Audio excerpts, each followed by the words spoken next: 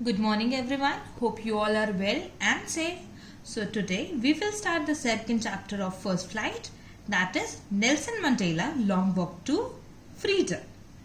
So firstly I am going to summarize it and then after it I will explain you it in brief. Okay, so listen it properly. Track has been taken from the autobiography of Nelson Mandela, Long Walk to Freedom. In this small passage, Mandela speaks about a historic occasion, the inauguration. It was 10th May when a huge gathering of international leaders had assembled in Pretoria to mark the end of white supremacy. It was the pleasant installation of first democratic non-racial government of South Africa. Mr. de Klerk and Mr. Thabo Mbeki were sworn in as second and first deputy presidents respectively. After that, Nelson Mandela pledged to obey the constitution. He decided himself to the well-being of his people. The swearing ceremony was followed by a spectacular show by jets, defense and police force. In the end, V-shaped Impala jets left a smoke trail of the black, red, green, blue and gold of the new South Africa flag. On the occasion, Mandela recalls how a system of racial domination was created against the dark-skinned people in their own land. He calls it the most inhumane system. He is glad to overturn the system. He promised for a system where the recognition would given to the rights and freedom of all people regardless of the color of their skin. He remembers all the leaders who sacrificed their lives to end the era of oppression. He regrets that they are not alive to see what their sacrifice had achieved.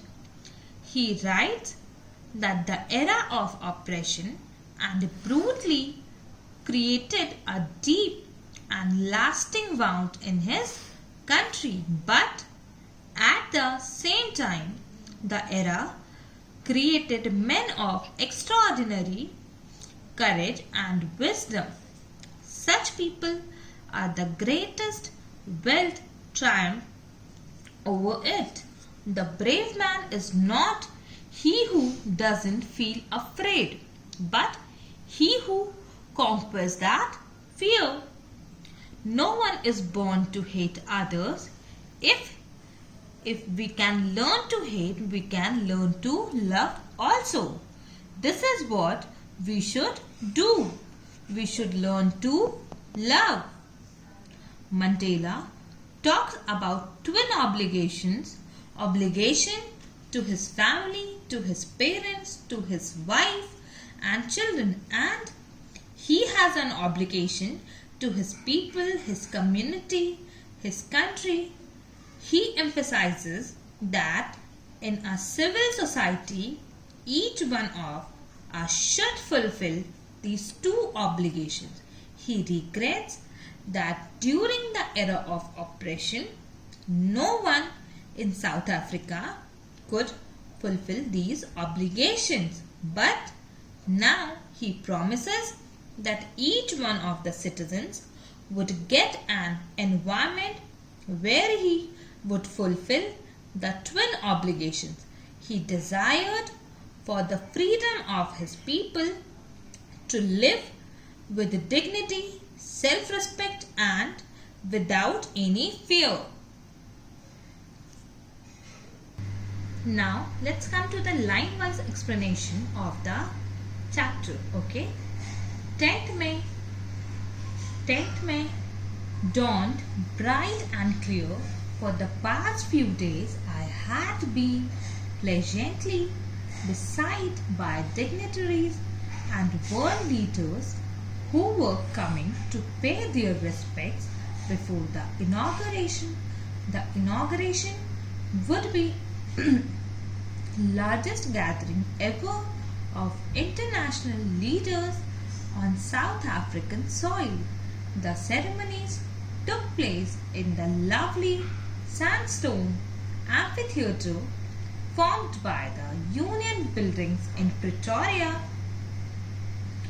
For decades, this had been the seat of white supremacy, and not it was the site of a rainbow gathering of different colors and nations for the installation of South Africa's first democratic non-racial government.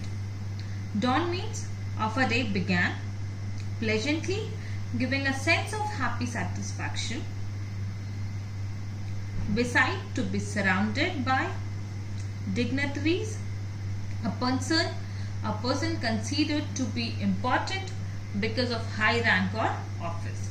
Sandstone, sedimentary rock consisting of sand and quartz grains cemented together, typically red, yellow or brown in color. Amphitheatre, an open air theatre. Supremacy, the state or condition of being superior to all the others in authority, power or status. Here it is said that 10th May was the day when Nelson Mandela sworn in as the black head of state, South Africa. It was after years of struggle that his anti-racist party came into power. Until then, the seat had always been occupied by white presidents. That is why the author referred to the day as bright and clear. It was a morning full of hope. Days before this day, many notable personalities started congratulating him for his victory. For the first time in the country's history, so many international leaders came together for their inauguration ceremony. The ceremony took place in an open circular building made of sandstone consisting of Union buildings in Pretoria city.